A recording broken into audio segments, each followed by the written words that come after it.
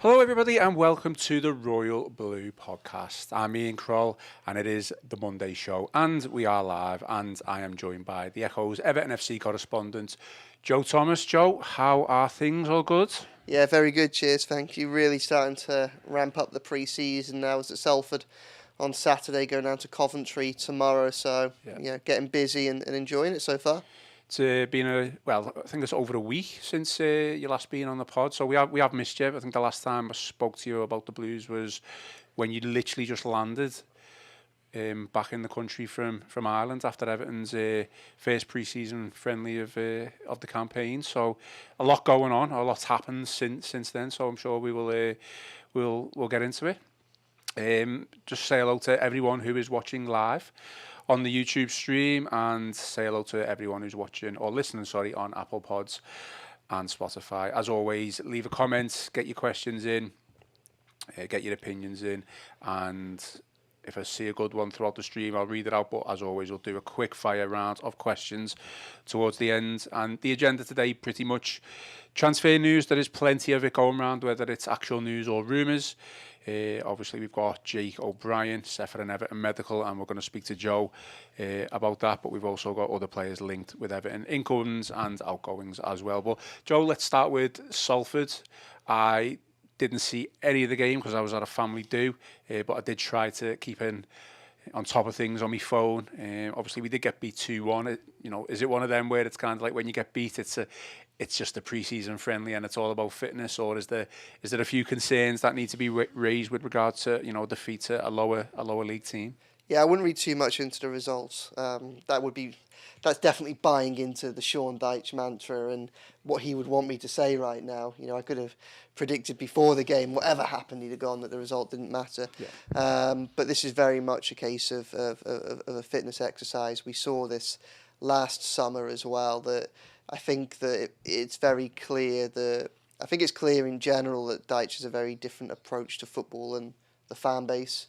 And I think he's somebody that is very much a person that looks towards the long-term view of everything, and we feel this in the media a little bit because I think sometimes we have a bit of friction with him when we're trying to deal with almost like a 24-hour news cycle and a need to find news and updates on a regular basis, and trying to get them from a manager that doesn't see the world in that manner can be quite difficult for us sometimes. But I do think that when it comes to pre-season friendlies, it's important not to read too much into them. And I think the best piece of evidence I can give that to back that up with, so that I'm not just haven't had I've had an all right summer with Sean Dyche so far. I'm not just preaching his. He has. I'm not saying he's converted me, but I think there is some evidence to back that up. And I think that, with Sligo, 3 each, the first pre-season friendly, the players did double training sessions on 2 of the 3 days before that. They played on the Friday afternoon. They had double training on the Tuesday, trained on the Wednesday, then had Wednesday afternoon off, and then did double training on the Thursday, which is perhaps why they looked a little bit leggy on the Friday. And then similarly, last week, I spoke to Sean Dyche after the Sligo game, and he had a smile on his face as he suggested that the following week, so last week as we're now speaking, would be a very tough one fitness-wise for the Everton squad, and he certainly backed that up. I spoke to James Garner after the game against Salford, and it turns out, we've written a lot and spoken a lot about Dyche's infamous Gaffer's Day, this intense fitness and stamina routine. 2? Do we have 2? That's it. It's a stamina routine where the balls get put to one side and he just, it's a day of yo-yo tests and bleep tests and things like that. Well, normally he only has 1 in a pre-season. Last week, James Garner told me he did 2. Yeah. So 1 on the Tuesday and 1 on the Thursday. So I think that, bearing that in mind, it's clear that the players weren't exactly rested up, ready for Salford, because that was the main thing. I think it's important to see the game as very much the next step forward on a fitness programme rather than a results one. That being said, it was still a relatively strong Everton line at the start. And in fairness, whilst they lacked a bit of penetration, Salford didn't really cause them any problems during the first half. Game got a little bit more open in the second half. But by the time that Everton fell to, they went 1-0 up early doors with James Garner free kick. And then after that, they lost to 2 relatively late goals. I think by that point, a lot of the younger players had come on. So again, I wouldn't read too much into that. So don't want to come away from these things with defeats. Of course you don't. I think that even if it's against lower league opposition, you want to try and build a bit of momentum and a bit of confidence in the squad. And I think that it would be very nice this week against Coventry and Preston, obviously two better more competitive opposition than they faced so far. It would be nice. I think the one thing that I would really like to see that I haven't seen so far, and I think this is something that worried us probably this stage last season as well, is strikers taking chances. I'd really that would put my mind at ease a little bit more, because they missed a lot of very good chances against Sligo. They created far fewer against Salford, but the ones that they did create they didn't quite take them. So I'd like to see that, but yeah, I wouldn't read too much into the results. I mean, just on the strikers, I'm glad you brought that up, because I did have a question or a point just to raise on that. Dyche kind of went with the Beto Calvert-Lewin partnership again, and we know in the past he's experimented with that. It's kind of failed. You've actually wrote a piece on that the past couple of days. If you haven't read that, go to Liverpool Echo website and give it a read. Was it another experiment from Dyche? Was it just trying to get those two players out, get them minutes, get them up to match fitness? Is it something that he's going to look to do, or start both of those players, when the Premier League starts in, competitive games, and for you, sorry, another question is, should we just put this, two up top to bed now, because it doesn't really seem to be working? I think that Beto and Dominic Calvert-Lewin up top together has been put to bed anyway. Okay. I don't think that was ever really a realistic option from Dyche's perspective. We saw it once or twice last season. The first time was in the home defeat to Luton, which was in that early stage of the season when Everton couldn't buy a good result at home. And Luton were leading in that game, and I think it got to panic stations, and the last resort was Beto and Calvert-Lewin up front together. It didn't work. We did see it once or twice later on in the season, but I think only in response to either chasing a game or because of injuries elsewhere. I think in Dyche's mind it's never really been a serious option. And I think that what we saw on Saturday was less a case of, I think he was trying to get as many senior players to have as many minutes on the pitch as he possibly could. And it was a case of just finding a way to, Beto and Dominic Calvert-Lewin are two of those players.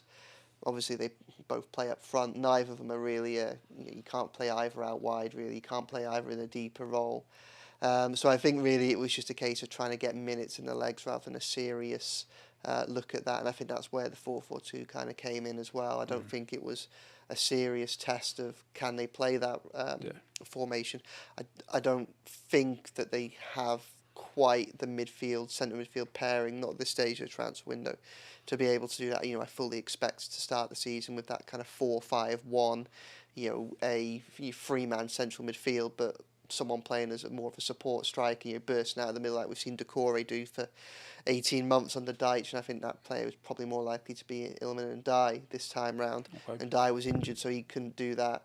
Perhaps one thing that was probably useful to look at, because I don't know if anybody else had kind of gone down this thought process at the end of last season, but we saw Youssef Chamichi get a few cameos at the back end of last season, and I thought the way in which he played suggested that there might be a way in which he could play off a big man. Obviously, he is a big man, but he's got a little bit more deftness and kind of intellect around his touch, intelligence around his play, it appears, from the limited opportunities we've had to see him so far. So, a way around getting minutes and things like that might have been to have played him off Dominic Calvert-Lewin, almost, again, that kind of support striker role to start with on Saturday. Obviously, Dyche didn't do that, so that was an opportunity to maybe do that if he was thinking along those lines. He didn't, so I think that he probably isn't thinking along those lines either at the moment.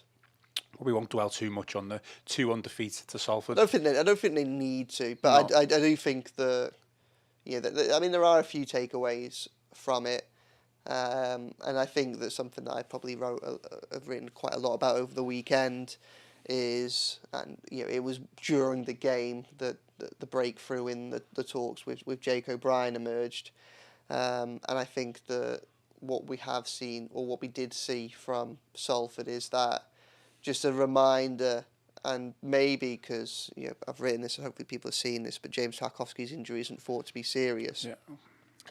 His glute injury, but so long as it isn't serious, and Dyche told me after the game that he's planning on stepping up Tarkowski's training, he might be in and around it for Preston next Saturday. might have been quite useful for him to have a little niggle at this early stage of pre-season, because it might have served as a useful warning call for, just post Ben Godfrey sale, just how limited the options at the back are. Sean Dyche trusts Michael Keane. Michael Keane's very experienced. I think that Everton have 3 centre-backs there that he's happy to use. But it was very telling that with Tarkowski gone and with Branthwaite currently still unavailable, you very quickly end up in a scenario where you've got Mason Holgate playing alongside Michael Keane at the back. And I don't think it's too controversial, bearing in mind what happened last season, to suggest that Dyche probably isn't completely sold on Holgate. Obviously, he went on loan to Southampton, then Sheffield United. So, very quickly, I know there'll be some people that listen to this and say, given Tarkowski's excellent fitness record, given Branthwaite's has similarly good record from what we've seen so far, the chances of 2 centre-backs being out at the same time, and then all of a sudden you end up at your 4th choice centre-back, it might be a little bit far-fetched, but we did see it a couple of times how you can't guarantee someone isn't going to pick up a niggle here and there, and they are both combative centre-backs, so the chances that there is a probability that at some stage you'll end up suspended because of yellow cards. So when you take Ben Godfrey, and Ben Godfrey was the player that came in alongside Michael Keane at Burnley last season when they needed to do this, you take Ben Godfrey out of the equation, then quickly you're at Mason Holgate. And whilst there have been times in his Everton career where he's shown a lot of potential, I think that I'm not convinced there's a real prominent future for him at Everton. I think also you can kind of see that within the way in which Dyche has moved around his centre-backs. I think it's pretty clear that he likes and prefers and trusts big physical presences at the back. We know Tarkowski is one of those. Branthwaite is a towering centre-back. Jake O'Brien's 6'4", so that's where he preferred to go. Mason Holgate isn't quite that type of player. Well, we will come on to Jake O'Brien, set for a medical at Everton today or this week, but I just thought I'd bring this up. Gaffer's Day. Gav Buckland, not a fan, told me on Friday. What you make of that? He kind of suggested that it was too stereotypical for like Sean Dyche, and it may be a bit of a stigma, and anything he feels Sean Dyche should, just let that Gaffer's Day, mantra go. I don't know. Yeah, I mean, is it the media that have made a big deal out of it? I don't think so. I mean, I think it's Gaffer's Day and what it entails as a story, because it's not something that we perhaps, it feels like a bit of a throwback. Yeah, I think that's what he's trying to get at. And I think, there'll be some people that say that Dyche's management style is a bit of a throwback. Dyche, I was going to say I don't think Dyche would care about his image, but I think he does to a certain extent. I think that he feels he's pigeonholed a little bit, and what people fail to see perhaps when they look at the styles in which his teams have played over the years is they fail to look at the wider context, which is first with Burnley. I know he had a spell at Watford first, but with Burnley and then now with Everton, he's almost entirely ended up in a situation where he's got a team that's got limited resources for the league in which it's competing, which is fighting tooth and nail for survival. And when you have that and you have the squads that have been available to him, it probably leads you to a handful of ways in which you can play, and the one that he feels most comfortable with is the one that he's had most success with. And whether or not it's been enjoyable to watch at all times at Everton, we can have that argument, but what we can't dispute is that it's been successful because he's kept Everton up. He's kept a very poor Everton side up that was on a relegation death spiral 2 years ago, kept that up, and then he kept probably an even more depleted side last season up, despite all those points of deductions. So I mean, it's had its success. I haven't got an issue with it, because I think that the criticism would be, it's caveman to put the balls aside for a day. Well, these players have 5 or 6 weeks of pre-season. A day or two when they're not kicking a football around isn't going to make that much of a difference. But in terms of what Everton can't do, they're trying hard to do this summer in the transfer window, but they can't go and outspend everyone. They can't bring in lots of quality and lots of strength in depth. So the two things that they can do, to use a Dyche, kind of bingo card saying, is control the controllables, and two things that he can have a direct impact on. One are his players' fitness, and I think that we saw periods last season that that came into its use. There probably were times when Everton looked a little bit fitter than opponents, or they certainly looked a bit more.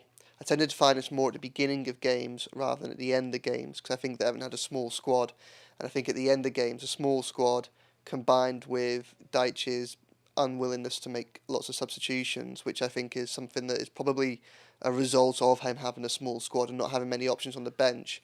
But I do think that the game has changed in that respect over the last 18 months or so. The way in which you have these more substitutions, additional stoppage time, really you have to break a game up almost into 3 spells now, where it's like your first hour, your next 20 minutes, and then the last 15. And I think one of the hard things that Dyche has had to deal with at Everton, and I'm not saying he's necessarily dealt with this successfully, but is not having the players to be able to keep that freshness throughout, or throughout 95 to 100 minutes. It's been a difficult thing for him. But what I do think that we have seen is when Everton have been most effective is often when how they start games. They're very quick to be aggressive and assertive and out the traps in that first 20 minutes. And quite often they stun teams. And when I think about that, I think about their first win of last season at Brentford, where they just came out of it. They had Beto and Decore playing off each other, and they just bullied Brentford for 10-15 minutes and got a 1-0 lead. Brentford pulled it back. It was in the second half that Everton came through when Dominic Calvert-Lewin got his first goal of the season.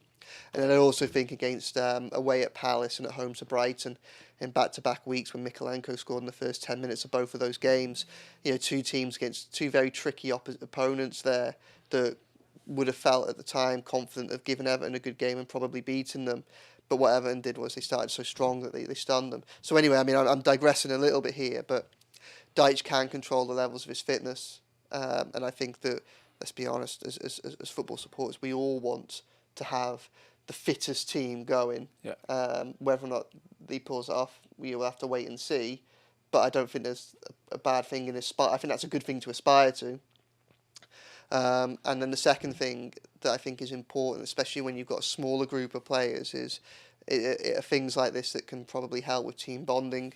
When you're putting those players through grueling sessions together, yeah, and they have to do some of this stuff as a team, I think it probably helps to forge relationships a little bit more. And I think it probably shows players who they can trust and things like that as well. And I think, again, when you've got a small squad that's likely to spend next parts of the season up against it, then I think that it's useful for that as well. So I haven't got a problem with it. Where there probably is a little bit of a question mark, and we'll probably only know this as we get to the start of the season, is there are quite a few players that do have small injuries at the moment, and is that part of the pre-season rigours that they're being put through? Maybe, but obviously it doesn't matter where you are. I think we'd be naive to think that any squad in the Premier League or the Football League isn't being put through their paces right now. So you always run the risk of that happening. Yeah, I just thought it was an interesting one because Gav mentioned it on Friday, a bit randomly to be honest. So I just thought I get your views on it. I've got no issue with it really. I think everyone has a gaffer's day during pre-season. I think maybe Sean Dyche labels it as gaffer's day, and maybe Pep Guardiola would just keep it intertwined with his own fitness and pre-season regime. Okay, well let's move on. Jake O'Brien set for a medical with Everton. Excuse me. Let's read a line from one of your pieces, Joe. So, Jake O'Brien is due to arrive on Merseyside for the first stage of his medical today, Monday, 29th of July. The 23-year-old centre-back is closing in on a move to Everton after the club stepped up its interest during a busy transfer window.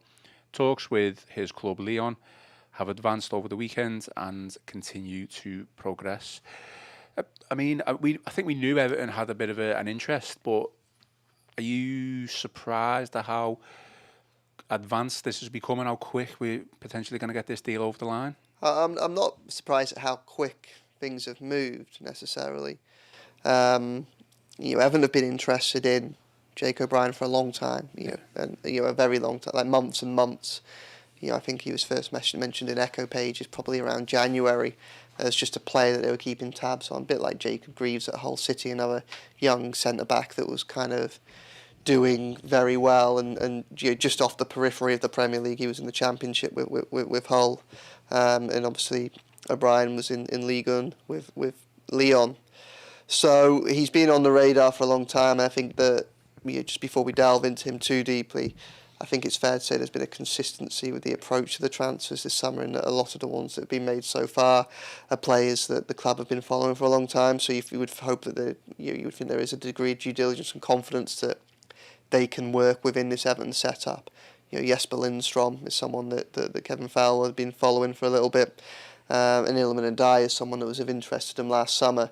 And like I say, Jake O'Brien is someone that's been interested for a while. So these aren't, whilst there may be a degree to which these are opportunistic moves because they're striking when the opportunities become available, they're not spontaneous moves. They're not coming out of the blue. It's not perhaps a throwback to maybe transfers of the past where you get an agent that's ringing someone and saying, "Oh, this player's available. Do you want to have a look?" These are players they already know about. Yeah. And obviously the other side, and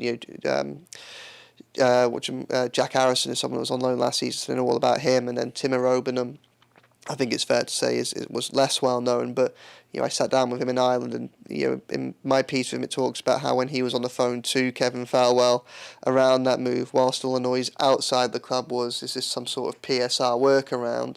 Those conversations led Tim to believe that Falwell knew quite a lot about him and had an idea as to how he would fit into the jigsaw puzzle that is the current Everton squad. And Jake O'Brien continues that theme, really, as someone that they've been interested in.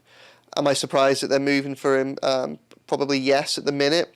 I think we'll probably come on to this in a bit more detail a bit later about the state of the transfer window, but it feels like a proactive move. It feels like a move that I think has possibly been inspired by, there was quite a bit of talk last week about other Premier League clubs starting to have a look at Jake O'Brien. So it might have been a bit of a preemptive striker, kind of rather than risk losing him, like they have done with Jacob Greaves, who's gone to Ipswich, if this is a player that we think can play a part in Everton's future, maybe go for him now. I wonder if there was a little bit of it that was... So that there's that element of the rival interest last week. Everton had the risk of losing their head start that they'd earned by tracking him for so long. I think that, and this is something I wrote on Saturday, I think that the Tarkowski injury would have concentrated minds as well, just because Tarkowski is someone you have been able to rely on for so long. He is 31 now, and that's no age really. But as we've already discussed, with Branthwaite injured quickly, you can see how quite quickly a partnership of Branthwaite and Tarkowski becomes one where you bring Michael Keane in. That's not necessarily the end of the world, but then you get to Mason Holgate, who, say, Dyche has let go in the past, and then you end up with, say, the centre-backs that finished against Salford last Saturday, which were two younger players, Tyler Onyango and Reece Welch, who may well have good futures ahead of them, but probably aren't quite ready for seeing significant duties in the Premier League at this stage. And I also think, you look across that back line, there are a lot of injuries right there at the moment. Vitaly Mykolenko is also injured. Nathan Patterson is also injured. Seamus Coleman is fit, but he's a player that, as we saw last season, would quite often play once and then have to miss a game.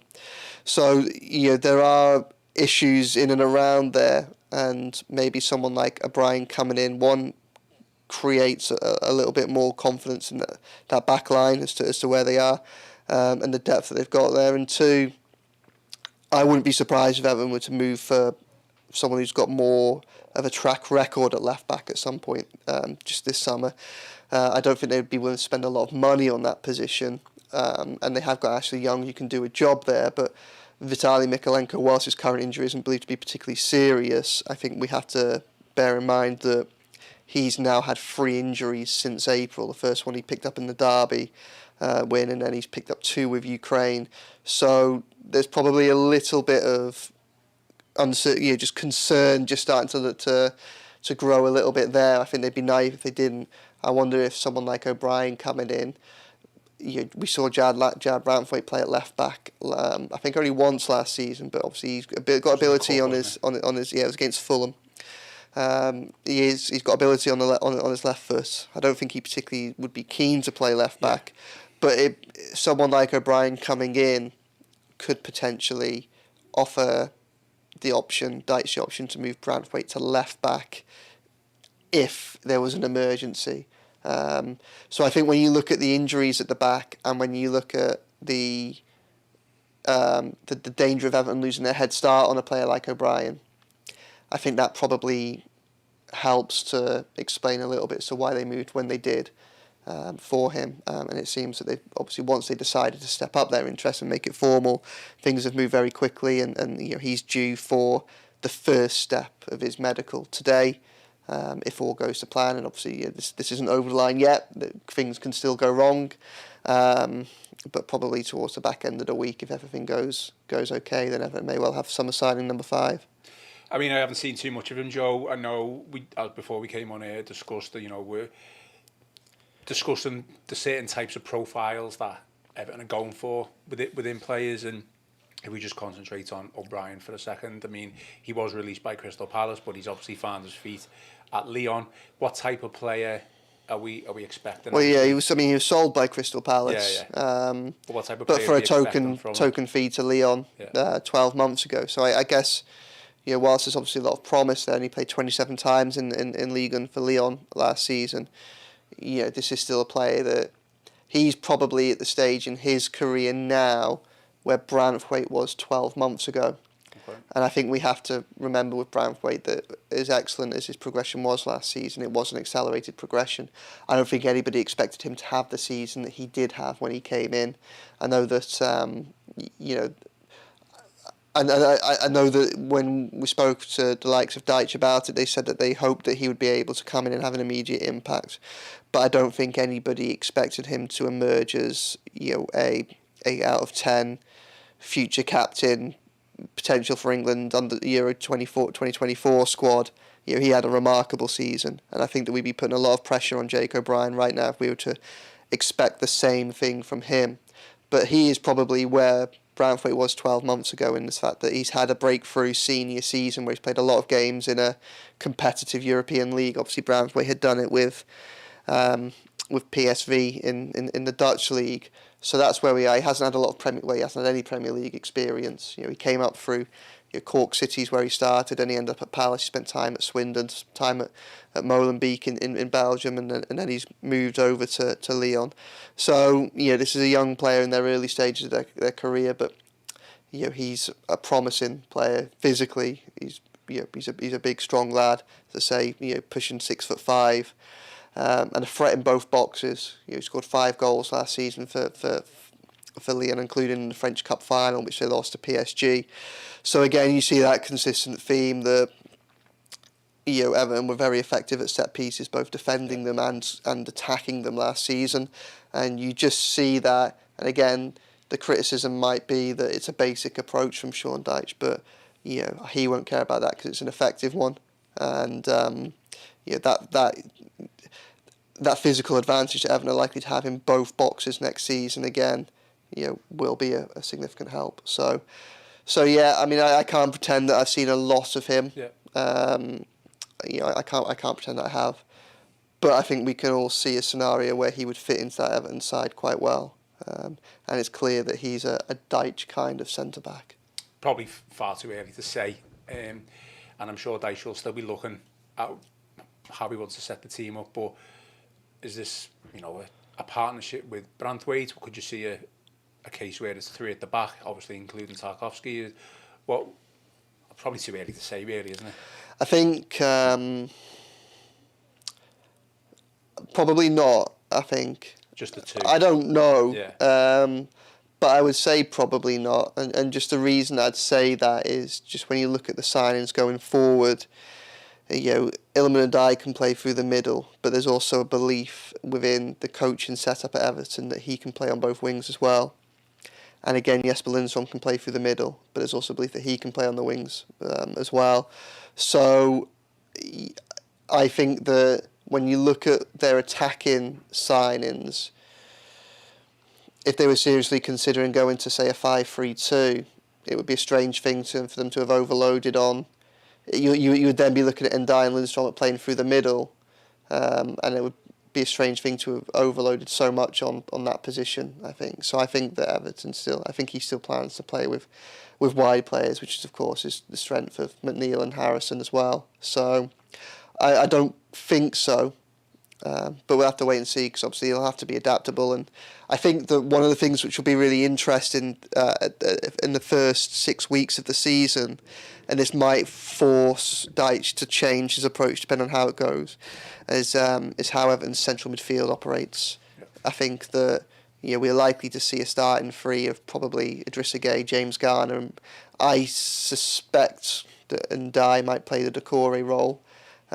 which would also allow Decore to be an option a bit deeper as well, which is particularly useful, bearing in mind that Gomez and Onana have both left the club. But I struggle to see a two there out of those options that I think I'd fully trust, which is why I don't think they go to 4-4-2. And I think there's probably a little bit of up in the air as to how they will work as a free and how the different dynamics will work. You know, if you play and die off Dominic Calvert-Lewin, you know, does he get back as much as Decore did? He's obviously not as much of a physical presence. And what impact that has. Also, you look at someone like Idrissa Gueye, who finished last season so strongly, but is obviously, you know, well into his mid-30s now, and you know, he missed out against Salford because he had a calf injury. Well, calf injury is something that he kind of repeatedly came up last season as well. So there are a few players in that Everton squad that are a little bit older, and whilst they're still very useful, and whilst they're very useful in terms of the impact that they have in the dressing room, it'll be interesting to see how they cope with the physical demands being 1 year older. And when you look at those options in midfield, as I say, whilst I imagine a free will emerge, and that'll be how Dyche prefers to play, there is going to be a degree of players building up relationships with each other and seeing how the different dynamics work. And obviously, you know, there is a chance that leads to concerns rather, you know, more questions rather than answers, which may end up being addressed with, you know, perhaps going with something like free at the back or something like that. But I think we're a long way away from that at this stage. But yeah, there is potential for things to change. Okay, speaking in more broader terms, are you assuming this deal for O'Brien goes through this week? Are you surprised at how active Everton are being in the transfer window currently? Yeah, I think I am.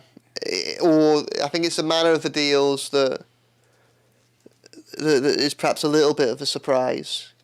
As in because they're smooth and plain sailing? No, not quite. You know, not that at all. I mean, just in the willingness to pay fees for players. Mm-hmm.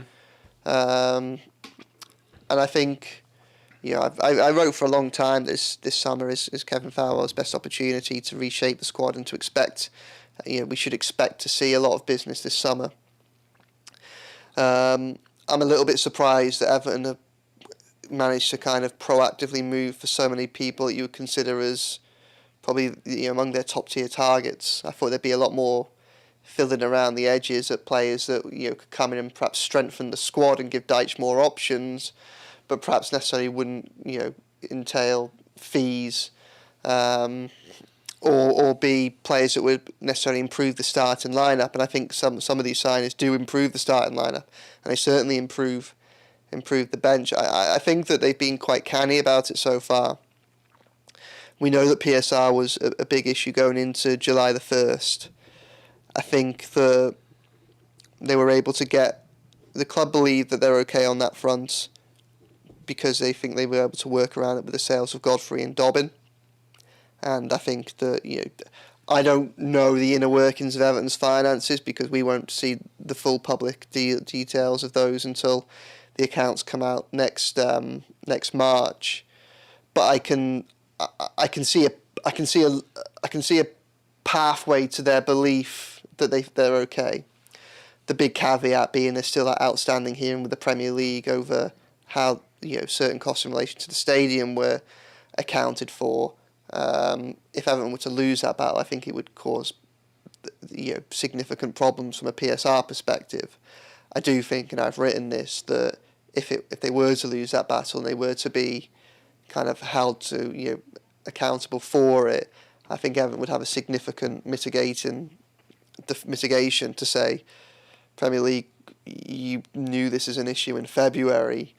Why didn't you get it sorted quick enough for the club to be able to tailor its transfer strategy around it? Because if they'd have had the hearing in April and Everton had lost it, well, then they'd go into the final few months of the PSR year knowing this is the target we've got to aim for, not that one, and they could have adapted their approach accordingly. And even now, you know, so I think that the uncertainty is the fault now. I think the Premier League would have to take a degree of responsibility for the uncertainty. Yeah.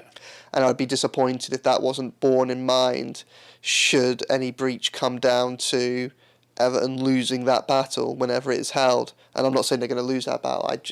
It's over my head, that is. But Everton are confident on it.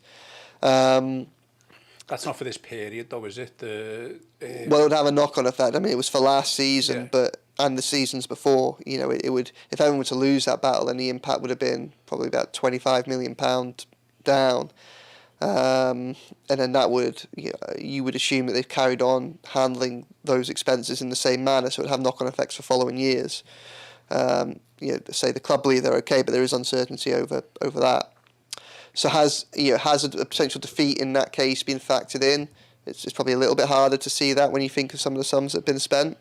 Yeah. But there was savvy. They operated savvily. With savvily even a word? I don't know. I thought they were quite clever of the way they approached the back end of the PSR year, so the front end of this transfer window, in bringing in good money for squad players. That, let's be honest, Godfrey played a fair bit last season, and Dobbin had a bit of an impact from the bench, but it was unlikely either were going to emerge as key players this season.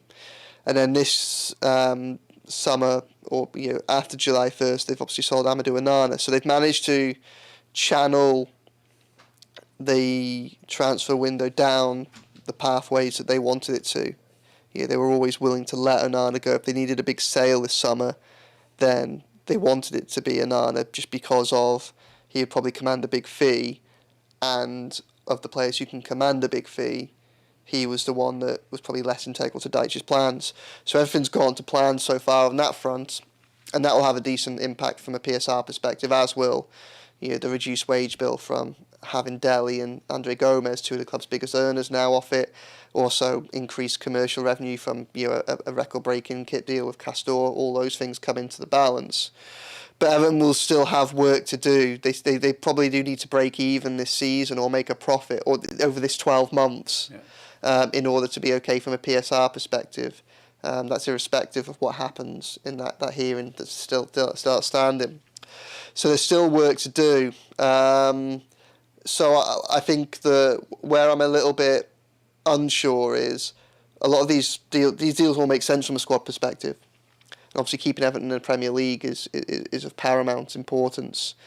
It's perhaps, and they've done well, they kept hold of Branthwaite so far as well.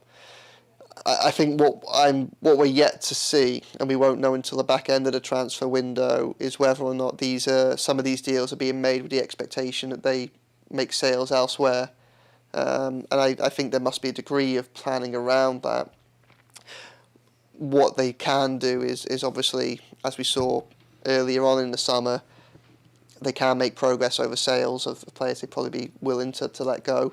And there are players around the squad, mentioned Holgate's uncertainty around his future, someone like Neil Maupay, they can bring in, it doesn't necessarily have to always be big sales, but they can bring in useful fees from deals like that. And then they can also, because they're in a different 12-month cycle, they have the opportunity, just as they did this summer, to use the opening weeks of next summer's transfer window to regain money. So, and use sales there to potentially get over the line as well. So, when I look at things on face value at the minute, I feel like this has been a very good transfer window so far for Everton.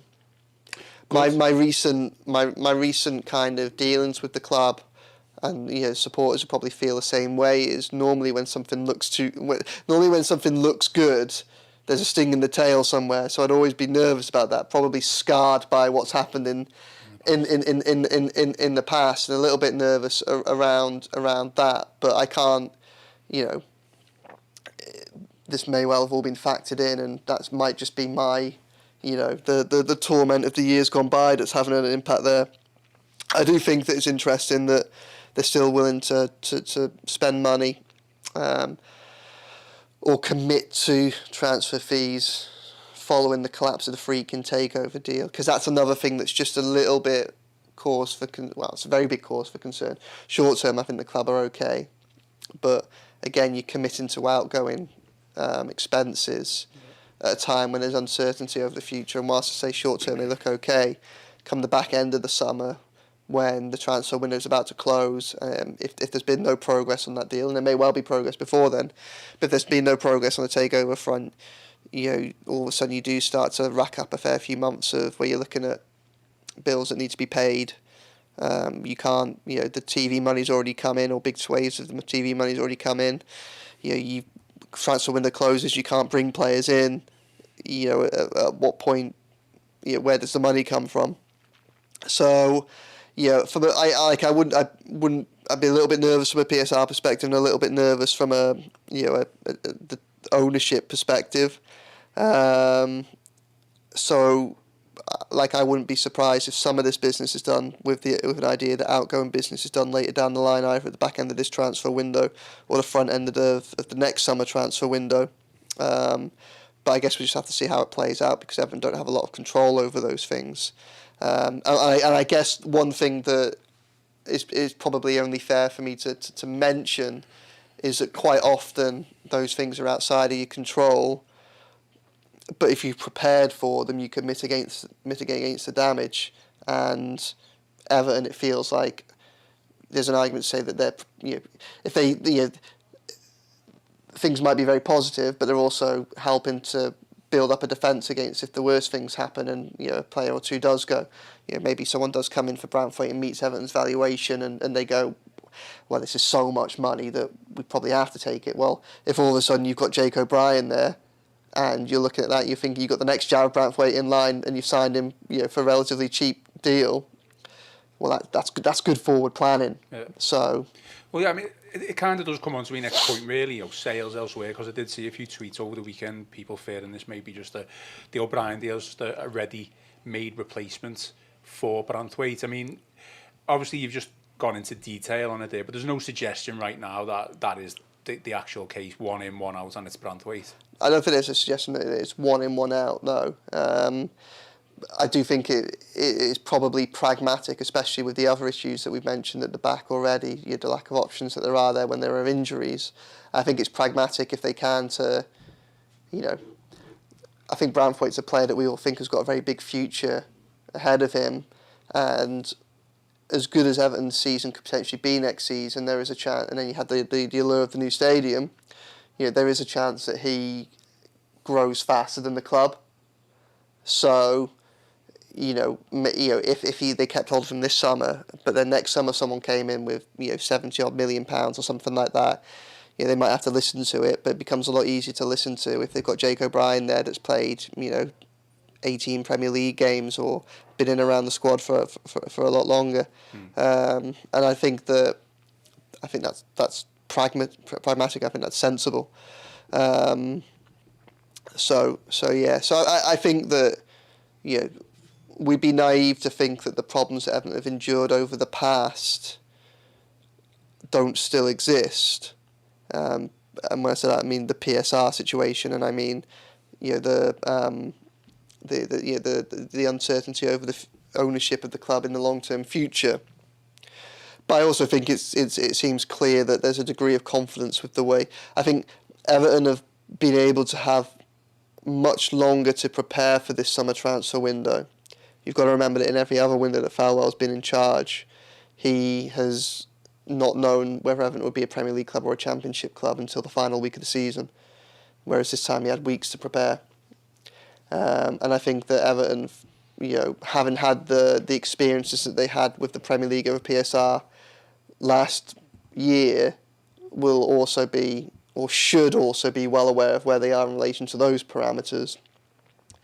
So whilst there's always that little nagging doubt at the back of your mind that maybe something might come back to haunt them, it's only fair to flip that over and say, well, actually, maybe Everton were operating from a position of strength because they had far longer to prepare for this, a far greater level of detailed knowledge about what is and isn't possible for them, and actually they're just making good on that knowledge, and this is an intelligent and proactive approach to a very significant transfer window. It could be either, but I think it's only fair that by mentioning the worst case scenario that we mention the best case scenario as well, because it may well be that is the case. But you look at that squad as it stands, and you think, it's stronger than Dyche has ever had, and there's it it's a squad that makes sense. So we'll have to wait and see. But obviously, I mentioned there's a lot of talk there about Branthwaite, and you say the club want to hold firm on the valuation of him. Yeah, like I kind of started this answer with, there are other avenues to raise money for regulatory or bill paying reasons, and they can come on the fringes of the squad, and they can also come from elsewhere. Like I think the most important situation to resolve in the squad right now is Dominic Calvert-Lewin, because of the impact that him either staying or going would have, and he hasn't yet signed the new contract that's been offered to him. That's been on the table for quite some time. Well, Everton might be in a situation where, whilst I think we can all see he starts in that Everton lineup, and I think from what we've seen so far, there's a big difference between him starting and any of the other options with the tactics that they play. Everton might need to accept a bid if it comes in for him because of the financial reasons, and and that's not because of a situation that they've created. It's because of a situation that they've had a perfect storm. And I think that with Calvert-Lewin, it's an easy criticism to say about letting valuable players get to last year of their contract, but I don't think you can label that at the club with Calvert-Lewin, because I think so much has been up in the air around just his career in general. Could you have offered him big new terms this time last year? No, because whilst Calvert-Lewin is very best as a player that Everton don't have the resources to replace. He barely played anyway this season. He'd had 2 seasons blighted by injury, so could you commit the club, bearing in mind everything that we said about the finances? That no. So I think with Calvert-Lewin they've ended up in a perfect storm where this situation is probably unavoidable. I guess we'll have to wait and see how that one plays out. But again, it's another avenue where Everton could raise a lot of money if the right bid came in for him at the right time. I'd like to carry on speaking about Dominic Calvert-Lewin because we're getting loads of comments about him. So we'll come on to that when we talk about potential outgoings. But let's keep the ball rolling, so to speak, on incomings or potential incomings. Okay. Do you want to briefly just speak on players linked with Everton in the past and continue to be linked with Everton? Phillips, who played for Manchester City over the weekend, and Wilfred Gnonto. We obviously know Everton have got a long-standing interest. Is there any movement, or is there any potential Well, scenario? There's no movement. I think we can see where Everton's concentration has been over the last few days. With Gnonto, I think that the signing of Lindstrom, it doesn't rule out Gnonto, but I think that it probably makes it a little bit less of a priority. Like I say, there's a belief at Everton that Dyche can be an option out wide, as well as Lindstrom. That doesn't mean I think they'd jump at the opportunity to get Gnonto if they could. Absolutely, but I think that where Leeds are at the moment, they brought in a lot of money from selling Archie Gray, and there's a belief at Leeds that they can avoid being dictated to. They failed to get out of the Championship at the first time of asking, and that obviously has an impact on their bottom line and their ability to keep players. But I think Gnonto is still under a long-term contract with them, and I think that they've sorted themselves out financially enough to not just have to take any money that comes in for any player.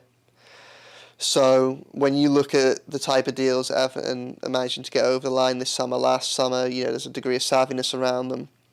It might be trying to get players for a bit lower than their market value, or it might be trying to get players for a minimum or token upfront payment and then start the instalments later down the line. Well, obviously that isn't in Leeds' interest to have a deal on that. So I think there's a confidence at Leeds that they can stave off interest in Gnonto that doesn't meet their valuation. And I think that makes it harder for Everton to prize him away from them. And I think the deals that they've got elsewhere make it less of a priority. There may be other areas of the squad that they need to address, but Gnonto is someone of interest. And like I say, if the opportunity came along to sign him on terms that Everton were happy with came, I'm sure they'd be quite keen to. But that looks a little bit less likely, and it looks like they've kind of pivoted away from that a little bit now. It's clear that they centre back or the defence became a little bit more of a priority. So I actually think that, and this is probably where Phillips came in, and to a certain extent it's where O'Brien comes in. I think going into this weekend, probably after confirming Lindstrom on Friday, you would probably look at that squad and say the next areas you probably address would be that left back and centre midfield. For reasons that we've already discussed. Now, there's a way in which O'Brien might do that to a certain extent. He might, he adds the depth at centre back, which, as I've already said, they need, and he creates the potential for at least another option to solve any problems that might emerge at left back. Mikalenko's injury isn't supposed to be serious. He might, come back ready. He might play 38 games for them next season. So, and he had a very good season last season. So I don't think it's not ability that's the question. It's just, you'd be a bit naive not to have a little bit of a concern from a player that's had 3 injuries in 3 months. Yeah. So there's that, and then centre midfield again. Just mentioned there about just the dynamics changing a little bit because Decore's a year older, Gay's a little older, Anana, not necessarily a starter, but is out of the picture, and he's someone who played a lot of games for Everton. And Dyche, how does he fit in? Could have an impact on the dynamics there. You would look at that midfield and you say, if there was an opportunity to pick up another centre midfielder, then that would seem sensible. The issue with Calvin Phillips is I think that whilst Man City would be happy to let him go, really they want to recoup money for him. So could have an offer enough money to get that deal over the line. Bearing in mind, and would Man City's value be too high for a player who has been a bit part player for a couple of years and suffered injuries, and there's a lot of uncertainty around. The longer we go into the transfer window, and the longer that City go on with the prospect of having a player on their books that they maybe not, they're not enamoured with, the more likelihood, the greater likelihood of a deal being struck, or the potential for a deal being struck with anybody. But there are some barriers there at this present moment in time, I think, between Everton and a deal there. Part of it being cost, maybe some of it being his wages, and then other side of it maybe being his fitness and his performances over the past few years. I think Phillips would be a strong addition to that Everton side. I think that I think that we've already discussed Dyche's tactics in pre-season and things like that. I think we can see a scenario in which that type of approach works for some players and doesn't work for other players. I kind of feel like that intensity, that fitness intensity, is something that Dyche would bring, is something that might benefit Phillips. I could see them working well together. If they could get a deal over the line, then we'd see. But it's a deal that would make sense for me. But again, because of the questions over him, it might only make sense on terms that Man City aren't willing to stoop to. Okay, well, I'll I'll combine the potential outgoings with some quick fire questions. So Dominic Calvert-Lewin is, the subject of a lot of the comments on our stream today. My feeling has changed slightly with regards to Dominic Calvert-Lewin. I can't remember what your opinion was, but I know I was shockingly in agreement with Chris Beasley. I wanted, even if Calvert-Lewin didn't sign his contract, I was happy for him to stay. And then, if he left on a free, then so be it. Mainly just because it was how he really suits to how Dyche plays. And I know there's question marks over his goal routine. I get all that. But seeing some comments on Twitter over the past week, seeing, certain things, I'm a little bit worried now that things could turn a little bit sour for Calvert-Lewin if he doesn't sign a new contract. I can just envisage a situation where, he has a bad performance, he misses a couple of chances, in the first couple of games of the season, and the fans, rightly or wrongly, whatever, whether you agree or disagree, start getting on his back. So I'm kind of thinking if an offer does come in, obviously the value is a question mark on the value, then I'm thinking we should potentially accept it now, see what we can do in the transfer market, bring another striker in. But where are you and where do you think the club are with Calvert-Lewin now? Because they've already offered him a deal. It's on the table. Do we go back to him and say, are you going to sign this? Because again, we mentioned this on Friday with Gav, doesn't seem to be many suitors for Calvert-Lewin at this moment in time, so he might be backing himself into a corner. I think Everton are just a little bit stuck. They've already kind of gone through the Calvert-Lewin situation where it feels like it's a bit of an unavoidable situation. So, the Calvert-Lewin situation all depends on whether someone's willing to come in and what they're willing to offer for him, I think. The longer he goes on without signing a deal, the harder, less tenable his position may come. Yeah. I think that Calvert-Lewin is an exceptional player, and I think that his importance to this Everton setup is very significant. I'd say that there aren't many players that are as important to how this team plays, but obviously you're in that position where he could leave on a free in 12 months' time.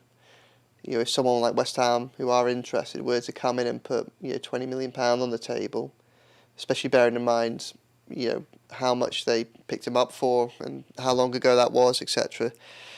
The value of that deal to the club from both a PSR perspective and just a wider financial perspective would be so significant it'd be very difficult to turn down.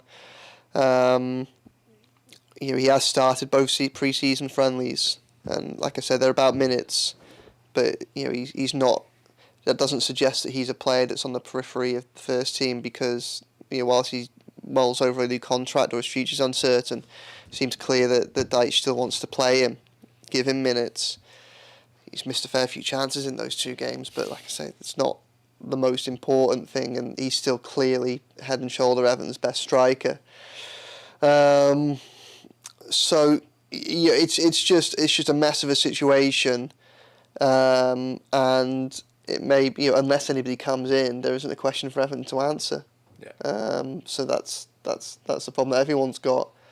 So we'll have to wait and see. I mean, Newcastle are another one that are interested. Obviously, they came in, had a little look at him before the end of June. The position at Newcastle for some time has been Calvert-Lewin, ideally, if they can get some money in for Callum Wilson. Callum Wilson's a player that Eddie Howe likes and would rather keep if he could, but he's also 32 and he's also has a lot of injuries, and he's injured at the moment. There's a doubt about whether or not he'll be ready for the start of the season. And that could work one of 2 ways. On the one hand, you could say, well, if there's no chance of selling him, then there's no chance of Newcastle going back to the market. But really what they should probably be looking to do is going, well, we can't rely on Callum Wilson, so actually they're going to need to go out and get a replacement now if they want to strengthen. And that might bring them back to the table over Dominic Calvert-Lewin. But I think the reality is we could talk until we're blue in the face about this, but unless someone actually comes in for him again, there isn't a decision to be made. Not from a club perspective. Well, that's for him on a personal level, but I mean, as I say, that hasn't been signed yet, and we don't know the dynamics that are at play in his. He's been there for a long time, and he may well want to change, and we could probably all understand why.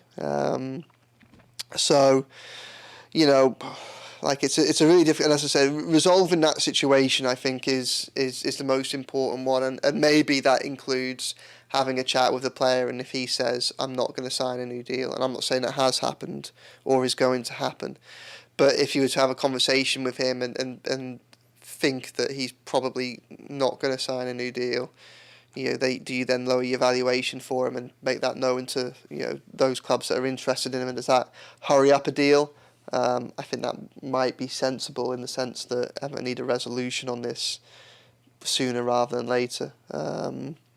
It's a really tricky one, because it's tricky that they've strengthened their attacking lineup considerably this summer, but there isn't a natural solution to Dominic Calvert-Lewin other than Beto, and Beto's desperate to do well, and he is someone that is working hard to do that. And he's someone that, whilst he's not precisely the same player as Dominic Calvert-Lewin, is a player that we saw last season can make the system work in the absence of Dominic Calvert-Lewin. That's almost more important. Him scoring 12 goals is almost less important than him necessarily. It's can he make the system work, which allows everybody around him to pick up 5 or 6 goals. That's just as valuable. Yeah. But obviously, it would be entering the season with a question mark over that. Well, I think you've just answered Teddy Armitage's question.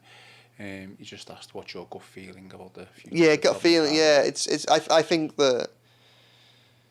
if a bid comes in, I think Everton accept it probably. I think bearing in mind where we are at the moment, and also what you said about the transfer window so far, the one reading of the market, one reading of the activity so far is that some of it might be money that's being committed with the expectation that money comes in from elsewhere.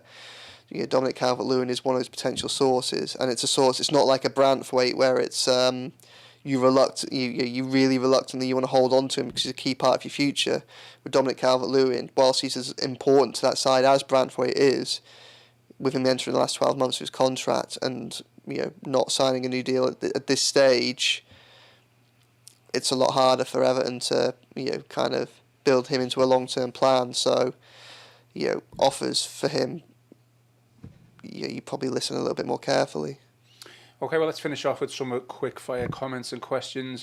There's a lot on Calvert-Lewin, so I will. Yeah, well, I mean, what's the mood? Because I appreciate that I'm doing a lot of talking without really coming up with a solid answer for anybody. No, I just think my opinion has slightly changed. I mean, I'll read some of them out, and you'll start to get the idea of maybe where the fans are going with Calvert-Lewin.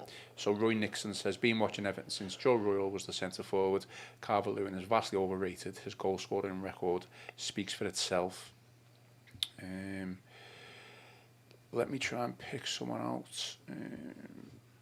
Ian Clark says, but we play better with Dominic Calvert-Lewin, even without him scoring. He has put a question mark against that. I think that's an important point. Like, it's not the goals that.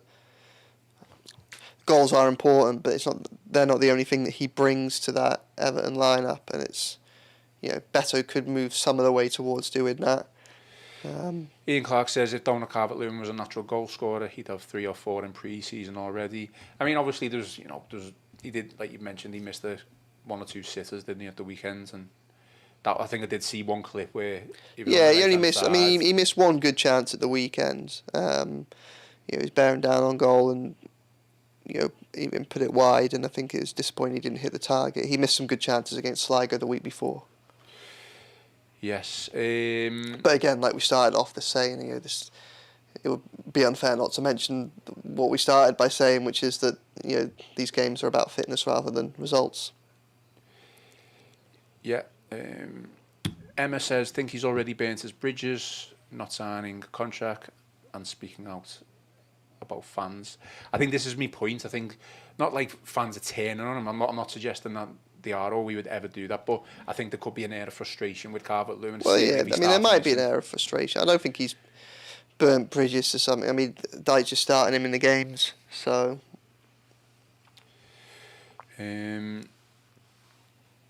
There's people talking about Calvin Phillips. There's one comment saying that he's been linked with Villa. Hope he goes to Villa because he's garbage. I don't know what people think about that one. Phillips isn't the answer. There's another one.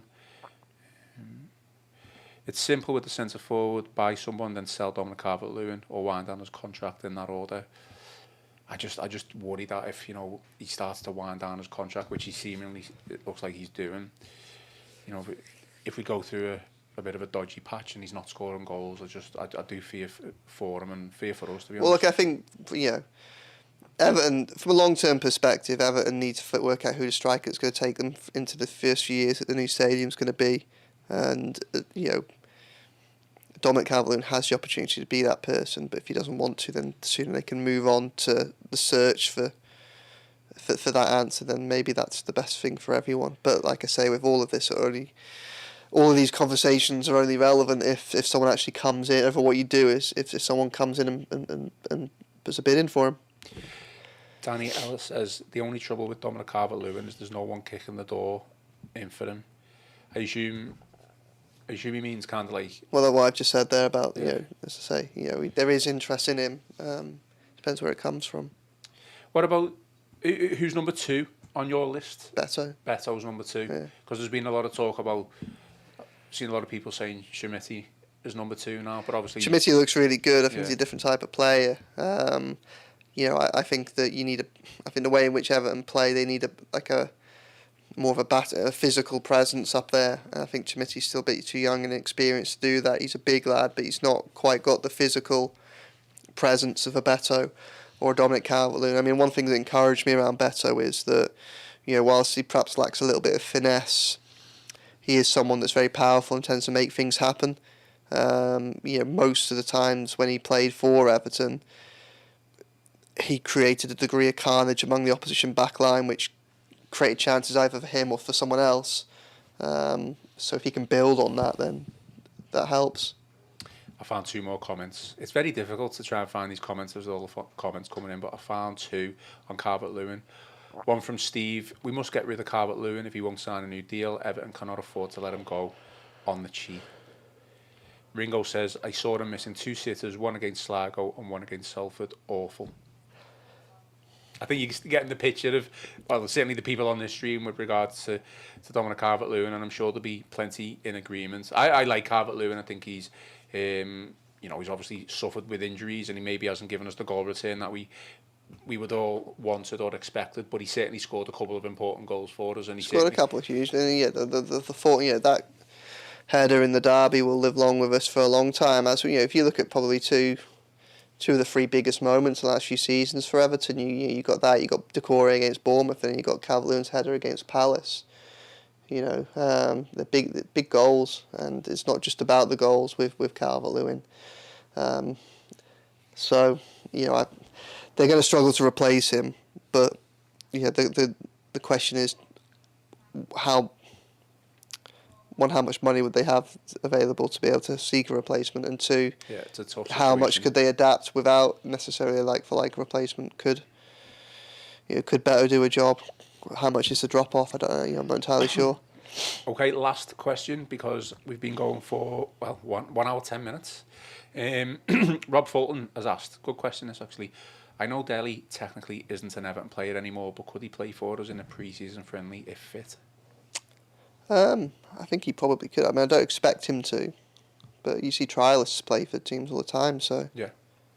So we will see where that goes. I think you wrote a piece this morning or yesterday or over the weekend, certainly, that he's stepping up his training. Yeah, he's just started to get into training properly, so he's making progress on that front. But I don't expect him to be in and around the pre-season friendly, not this week anyway. And then you'd think the Roma game would very much be about players that you're trying to have a look at before the start of the season. So, okay, well, we have gone into time added on, 10 minutes over. It's like a normal Premier League game these days, isn't it?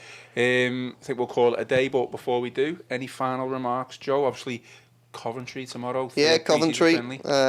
So looking forward to that. Like Salford, a ground that I haven't been to before, so ticking a few off the list this pre-season. And looking forward to it, to be honest. I expect Jesper Lindstrom to maybe make his first appearance. He wasn't in and around it on Saturday. That wasn't for any fitness concern.